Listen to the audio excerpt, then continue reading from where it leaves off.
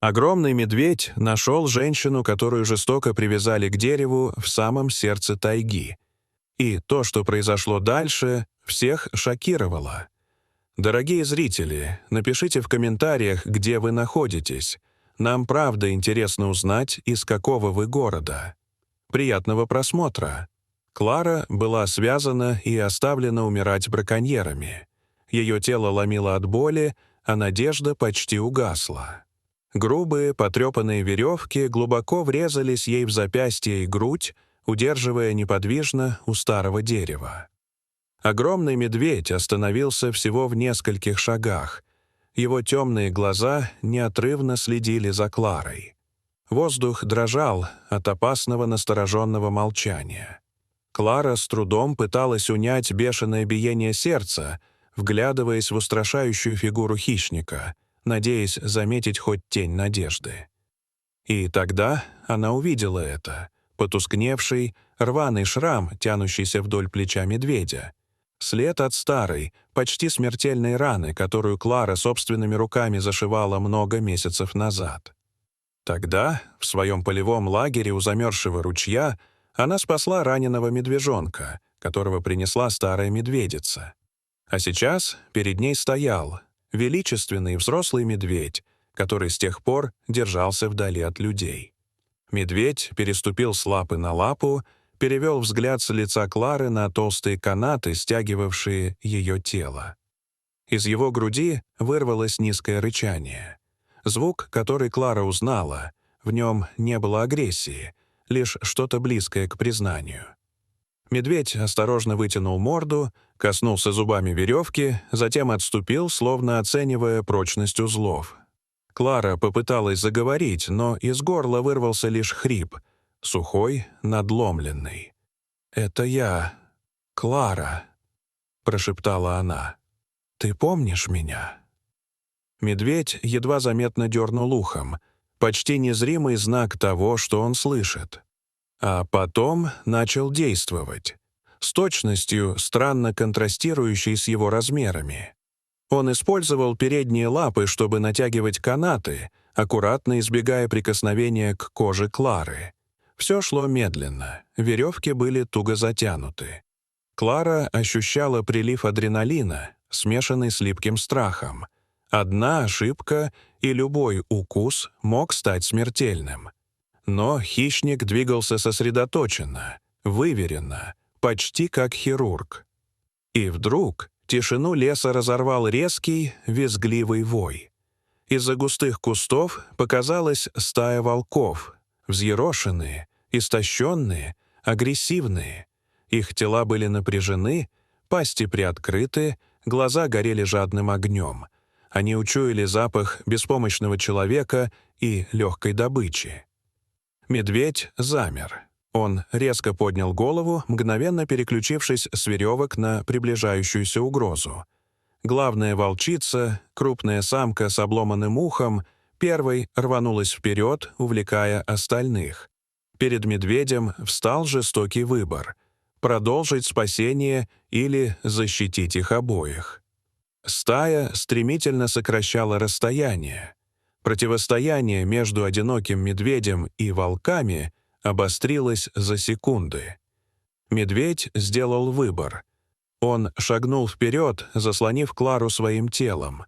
Раздался оглушительный рев, прокатившийся по лесу. Это был не рев ярости, а чистый, беспощадный вызов. Волки на миг попятились, ошеломленные мощью зверя. Но голод и численное превосходство пересилили страх. Они начали обходить его с флангов, действуя слаженно. Схватка вспыхнула внезапно. Визг, рычание, удары тел. Медведь бросился вперед, сокрушительным прыжком сбив волчицу и отбросив ее в сторону. Его массивное тело двигалось с пугающей ловкостью. Он удерживал остальных на расстоянии. Каждый выпад был рассчитан, каждый рывок в защиту не только себя, но и Клары. Женщина смотрела, не в силах помочь, сердце грохотало в ушах. Ее жгло чувство вины. Она лежала связанной, пока ее спаситель проливал кровь. В конце концов медведь оттеснил волков и обратил их в бегство, загнав обратно в лес. Но на его боку зияла свежая рана, из которой сочилась кровь. Он вернулся к Кларе, тяжело дыша. Затем снова наклонил голову к веревкам. Он зарычал, не угрожающе, а осмысленно. Его взгляд метался между лицом Клары и узлами. Это был вопрос, просьба: «Помоги мне помочь тебе». Клара, истощенная, но решившаяся, начала судорожно тереть пальцами место, где веревка была чуть ослаблена. Она сдирала кожу, царапалась о кору, чувствовала, как по рукам течет кровь, но не останавливалась. Медведь наблюдал, напряженно, сосредоточенно. Когда Клара кивнула в сторону ослабленного участка, а затем посмотрела на медведя, тот понял. Он глубоко вдохнул, опустил голову и нанес короткий, мощный укус. Веревка лопнула. Клара рухнула на землю, ударившись боком. Она была свободна, но дезориентирована. Поднимаясь, она инстинктивно отшатнулась от медведя, хотя тот не проявил ни тени враждебности. Однако опасность еще не исчезла. Из высокой травы показалась группа медведей, самка и подрастающие молодые особи. Привлеченные шумом боя, они не знали предыстории. Они видели лишь человека на земле, слабого и уязвимого. И в этот миг Клара вновь стала потенциальной добычей. Медведь-защитник мгновенно встал перед ней и издал рык. Не нападение, а предупреждение, утверждение. Этот человек под моей защитой. Новоприбывшие замерли, сбитые с толку таким поведением. Клара, пользуясь секундной паузой, отползла за ствол дерева. Ее спаситель стоял неподвижно, как страж. И только когда остальные медведи наконец отступили обратно в тайгу, он обернулся. Угроза миновала. Медведь подошел ближе. Его грудь тяжело поднималась и опускалась. В его взгляде не было ожидания или угрозы, только смысл. Клара медленно протянула руку. Медведь наклонил голову, позволяя осторожно коснуться плеча. Именно там, где проходил шрам от их первой встречи. Это было мгновенное, безмолвное подтверждение доверия.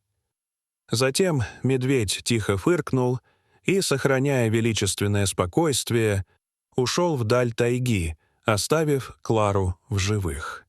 Это была не просто встреча. Это был урок. Добро, совершенное без расчета, не исчезает. Позже Клара помогла разоблачить и остановить тех самых браконьеров, но ее истинная награда была иной. Доказательство всей ее жизни — связь между человеком и дикой природой возможна. Дорогие зрители, что вы думаете об этой истории? Расскажите, пожалуйста, в комментариях. А если вам понравилось это видео, то ставьте лайк и подписывайтесь на наш канал. До свидания.